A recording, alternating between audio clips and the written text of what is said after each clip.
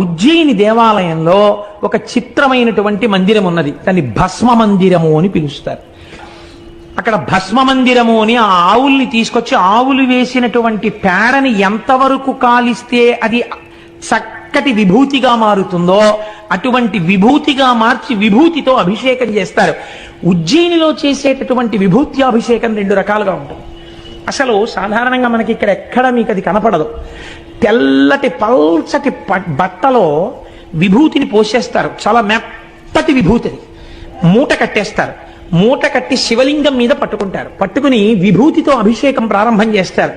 చేస్తున్నప్పుడు వెనక చదువుతుంటారు, నమస్తే అస్తు భగవన్ విశ్వేశ్వరాయ మహాదేవాయ త్రయంబకాయ త్రిపురాంతకాయ త్రికాగ్నికాలాయ కాలాగ్నిరుద్రాయ నీలకంఠాయ మృత్యుంజయాయ సర్వేశ్వరాయ సదాశివాయ శ్రీమన్మహాదేవాయ నమః అని చదువుతుంటే మనమైతే ఓ గ్లాస్ తోటో చెంచాతోటో ఇలా టిక్కు టిక్కు టిక్కు టిక్కు కొట్టి కొద్ది కొద్ది కొద్ది కొద్దిగా విభూతి వేస్తాం. వాళ్ళు అలా కాదు, ఈ విభూతి మూట పట్టుకుని ఆ మూటను కొడతారు.